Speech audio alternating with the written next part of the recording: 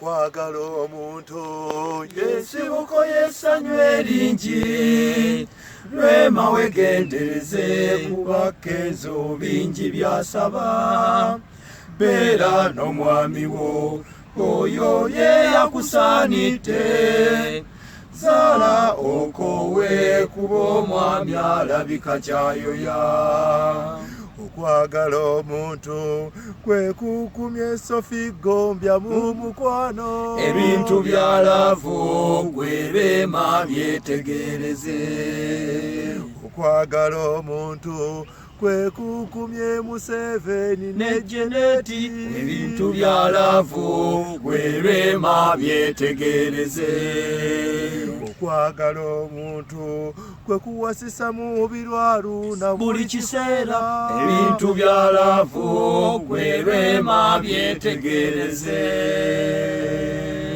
Kale ayi Katonda omuyinza w'ebintu byonna tusaba osengula omwana waffe Rwema okumujja ekkapi olw'engeri gy'ali omuganda ne Kalamojja omusenze mu Mugama Yanja oba Lubigi ewasinga amazzi we b'omussa.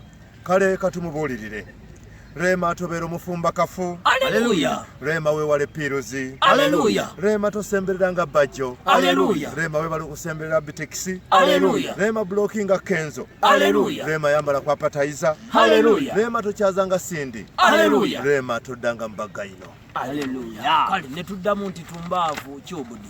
Tumbavu, tumbavu, tumbavu. Tubaaniriza mu kitambiro ekya Bizonto nga tuyimidde ku kasozi k'abayivu Makerere ewabadde okwekalakaasa ng'akabonero ak'okwekulisa emikolo egya Rwema bannamyekozo muyogeyoge basamyekozo solesole mwenna abafu n'abalamu simultaneously nammwe abaafa naye nga mukyatambula kamba kwasa Ssaabazonto omusiru awunyanga akabuyuka pulayimale y'abaana 7 abatebye kubanga yansinga obusiru Bizonto, Ssaabazonto, kiki ekibaleetedde akamwenyumwenyu bwe katyo?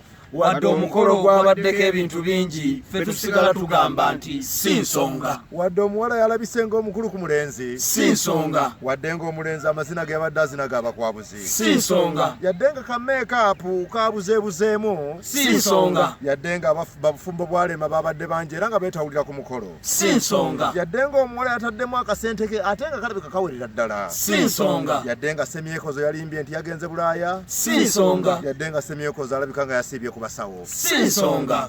Kale ayi Katonda omukulu ow'obuyinza nateera tujja mu maaso go okusabira Kasuku alekeraawo okugenda ku buli mukolo gwa muntu ye nga tatuyita nkugugwe wabone mwana muwala omuddu wo omuzaana Irene Ntale omufunira omusajja bw'aba abuze waakiri agende Koloneli Fred Sebatta akaddiwe naye. Kale gwe Kenzo twakukyawa tuli banyiivu bakuvumira Rwema ne Ssebunyaawe bwe wagende wajjajja wafuna sente kyokka tewatukombya yadde bitaano ffe twakukyawa ffenna twasalawo okuva mu ttiimu yo ne tudde wa Rwema ne Ssebunya.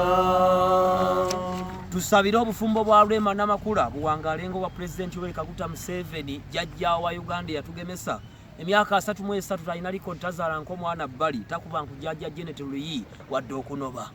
Kale tusaba emisambwa gya Buganda giyamba obufumbo bwa Rwema, tusaba amayembe ga Mama Fiina gayamba obufumbo bwa Rwema, tusaba amayembe ga Senga Kulannama gayamba obufumbo bwa Rwema, tusaba omuzimu gwa Budaagaali gulungamya obufumbo bwa Rwema, tusaba Ssebunya awunge akyawe mukyala mukulu, tusaba Ssebunya alokoke aleme kuddamu kwana balwadde, tusabira omwana waffe Rwema azaale buli mwaka. Bino byonna tubisaba kuba Kenzo watunyiiza.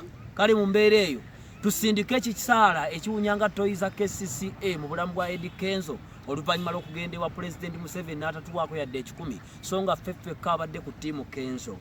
Kale tusaba Kenzo owuule obeerenga Franka Gashumba, tusaba bwewepanka okuwasa ekkalaamu efe, tusaba bwewepanka okuzaala omwana afaanana Gravity, tusaba bwewepanka okuloga Rwema enviiri ziggweko. bino byonna bijja kuggwa bw'olitubuulira ekyakutwalayo ne bakuwa ssente n'otatuwaako.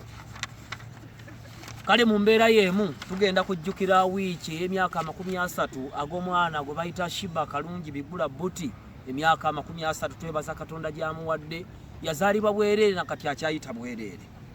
Shiba chibubu bigula buti, shiba chibubu bigula buti, shiba chibubu bigula buti, kuliko kutuka kumazaliwa, kuliko kutuka kwa happy birthday.